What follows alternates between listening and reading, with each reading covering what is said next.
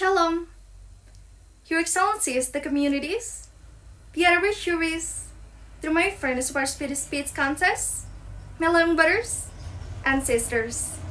First of all praises to Almighty God who gave us this life and His guests as always. Secondly, last thanks to Jesus Christ who was given this healthy so that we can live on a beautiful and bright day. And the last one but not the least, I would like to say thanks to the other juries because give me the very important opportunity to deliver my speech right now. So I'm Angel Natalie, and I'm from Senior High School Stemansi Pahutar, Tapanuli Utara. Well, ladies and gentlemen, have you ever imagined if living in a country full of enthusiasm and a nation doesn't give up that easily? Yeah, just imagine. Just imagine if you're living in a country which is for a generation, if they fall 10 times, we'll get up 11 times. If they fall 999 times, we'll get up 1,000 times. That was amazing, right? We're gonna be the most powerful country in the world. So, that's one of the points that I got from Ludwig Inger Nommensen journey. He really motivated me, and he really inspired me. But how can he motivate me? That because his enthusiasm. Well, Nommensen come from the island of Nordstrand in his last week, which at the time called like Denmark, right now called like Germany. His family? What about his family? His family lived in poverty and hardship, so that's why Nommensen was accustomed to living in such condition. When he was 7 years old, he just threw Hurgis rather than attend school. At the age of 8, he began living to help his farm herding sheep. At the age of 9, he learned to be a rover, and then at the age of 10, he worked for the wealthy farmer while learning to the land. So ladies and gentlemen, when I heard about that, one question always crossed my head, How could a child that's more worthy have such strong goal? How could a child that's more worthy have such condition and be so tireless? And if you think that's it, no. In 1836, Nommensen had an accident. While playing taxi, this friend he was Hebrew who sent out carried across the slack, and after that living provider for months. So at the time, Nommensen prayed for healing and promised to preach the gospel to his child. And after his leg healed, he returned to work and to help his family after his father's death. So from that short story, ladies and gentlemen, we've known about Nommensen has a soul doesn't give up that easily, right? He has a soul that not everyone has, including me. And then 8 years later, at the age of 20, Nommensen went to Burma to apply to become defenseless. So for 4 years, he learned at the Lutheran Missionary Seminary Messensgesell, or RMG. After graduating, he was ordered as a pastor in 1861 and was assigned by RMG to Sumatra and arrived on May 14, 1862.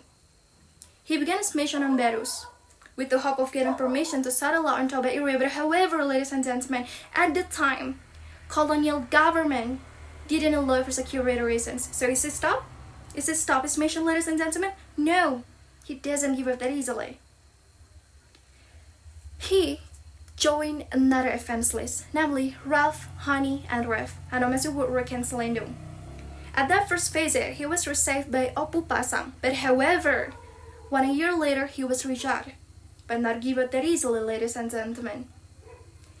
And then Nommensen then to another village of King Amandesari, but however, at the time King Amandesari curing his seriously illness wife. Through the messenger, Nommensen confused his attention, but King Amandesari refused, but not give up that easily, ladies and gentlemen. At the time, Nommensen asked the messenger to return to King Amandesari a second time. With the message, King Amandesari's wife's illness will disappear upon he returned to his village. And then King Amandesari agreed to allow him to stay in his village if Nommensen word proved through. And after that word proved through, King Amandesari agreed to allow him to stay in his village. But however, ladies and gentlemen, at the time, King Pontas Lumban Tobing attempted to influence the King Amandesari to reject him. But I'm so grateful because at the time, King Amandesari attempted to influence the King Pontas Lumban Tobing to receive him. And 1 year later, Nommensen performed the first baptism on a Batak person.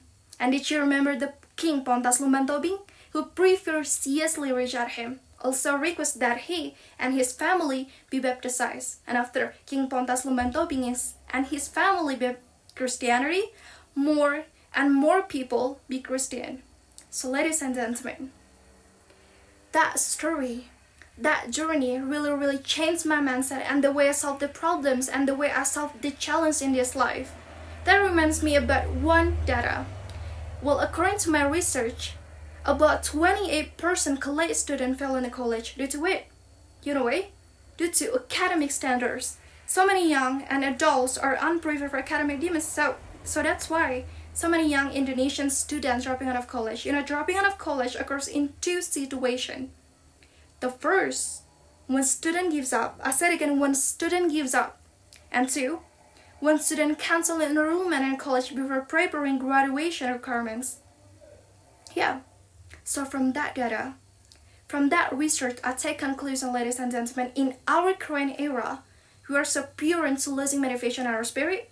Our spirits are very low to facing challenge. So, what about Nommensen? He never give up, ladies and gentlemen. He always try hard. So what about us? What about us, ladies and gentlemen? From Nommensen, I learned no matter how hard, no matter how difficult, and no matter how complicated the life is, if we never give up, if we always try hard, we definitely be able to. And I got one question that I got from educated book by Tara Westover, which sounds, identity. It's not something that others give us. Instead, identity is something that we create for ourselves. So ladies and gentlemen, we have to be like him. We must never give up. And let's never give up. For 1 billion, 2 billion, and even 10 billion failures in our life. So I'm Natalie. I'll take the leave. Shalom.